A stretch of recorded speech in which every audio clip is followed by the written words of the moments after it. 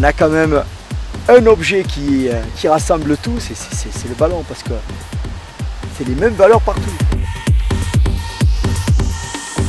C'est deux techniciens de sport. Moi j'ai fait un peu de basket, lui il a fait il me dit que son papa était dans le football, donc je veux dire, c'est le sport, hein. C'est des sports très, non pas similaires, mais très complémentaires. À la limite, je veux dire, si demain je fais jouer des joueurs de football au basket, vous verrez que les meilleurs, souvent footballeurs, sont des bons basketteurs, voilà, et inversement. Je pense que c'est clair.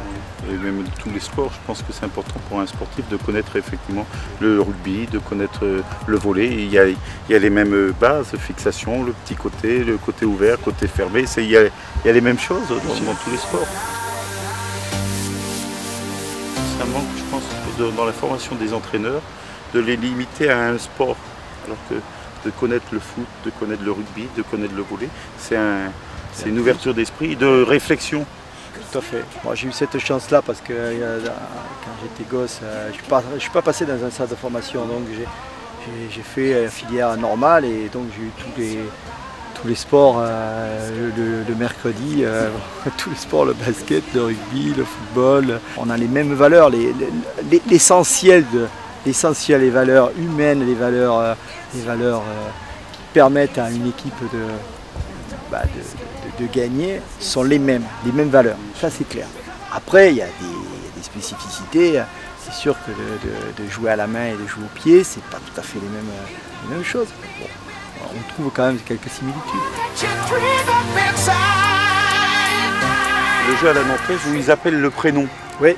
Et pour que le ballon passe en appelant, si j'appelle Guy, c'est Guy qui est à la balle, et on la reproduit au basket, et c'est un exercice que l'on fait en échauffement, qui est passionnant et qui a du rythme, et les garçons sont cramés au bout de 10 minutes parce que c'est un exercice une situation assez violente. Nous on peut le faire en termes de cohésion et en termes tactique. Je peux faire ça sur le fond tactique puisque le ballon en fait, il existe à travers la parole et on le fait comment dire, voyager, donc là on ne peut pas le perdre, donc ça c'est un avantage considérable, c'est vrai. Il est évident que vous pouvez vous permettre, dans la mesure où le ballon est à la main, vous pouvez vous permettre de dire ça. C'est vrai qu'on peut le faire. Sur les coups de pied arrêtés. Sur les coups de pied arrêtés, ça c'est sûr. Par contre, dans le jeu, moi j'aime laisser l'inspiration, la créativité s'exprimer. Donc il y a des règles de base. Dans la mesure où vous avez et c'est ce que dit Reynald Noueck, vous avez une complémentarité entre 2-3 joueurs, ça vaut de l'or, ça ne s'achète pas ce truc-là. Donc ça se crée, ça se crée par le jeu à l'entraînement. C'est pareil, il y a des moments, il y a des joueurs inspirés, créatifs, notamment le meneur de jeu. Lui, il doit choisir entre trucs et c'est ce choix-là qui souvent détermine bien sûr l'orientation du jeu. Toujours regarder avec intérêt la position de Blanc qu'il avait sur les corners, son positionnement en flexion et tout. Ça c'est un truc de basket. C'est un truc de basket, ça, voilà. C'est un bloc. Ce que vous avez vu par exemple Juan marquant contre le Mexique, le premier but. Oui. Vous avez vu le bloc qu'ils font, c'est tout à fait de basket. Nous on essaye de le faire, mais alors il y a des fois, la réflexion elle va qu'au premier degré, donc c'est difficile. Alors ça dépend des joueurs. Et il ne faut pas les perturber. Non. C'est pour ça que c'est très compliqué. Il y a des moments où hop, il faut susciter les choses pour que ce soit eux qui est souvent l'idée. Et donc à partir de là, après ça marche bien. Hier j'ai vu la séance où vous faisiez un peu de transition et j'étais admiratif parce que gérer un groupe de 25, je me dis c'est très compliqué. Quand on voit une billet, il y a 12 joueurs sur le banc et il y a quasiment 8 adjoints, je me dis mais comment on fait avec 25, 27 joueurs?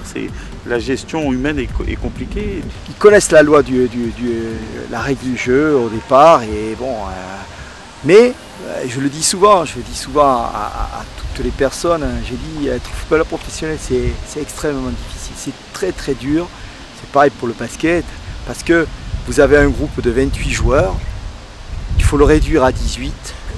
Et il n'y en a que 11 qui jouent et il faut que les 11 soient unis comme les doigts d'une main. Les rentrants, ils ont envie d'avoir la place autant que les 11. Et alors je ne parle pas des 28 et tout. Donc c'est à la fois une concurrence féroce et à la fois il faut être extrêmement unis sur le terrain. Donc ça c'est le paradoxe que l'on doit, c'est l'alchimie que l'on doit arriver à faire.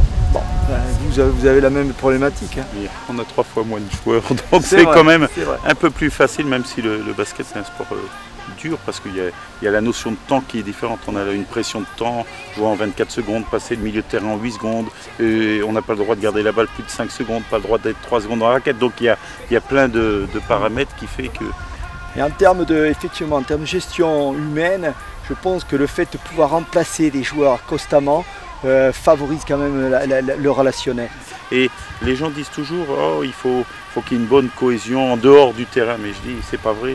Moi dans le basket j'ai jamais été au bowling faire une soirée pizza, c'est des faux semblants parce que ça marche jamais. Ça c'est pas parce qu'on va manger une pizza qu'on va être copains. C'est les joueurs qui le font. Naturellement ou pas. Et puis que les Américains soient ensemble, ça me paraît normal parce qu'ils vivent ensemble, et que les Africains. Mais par contre la chose qui est clé, il me semble, c'est d'avoir une vraie rigueur sur le terrain et des principes et ne pas en déroger.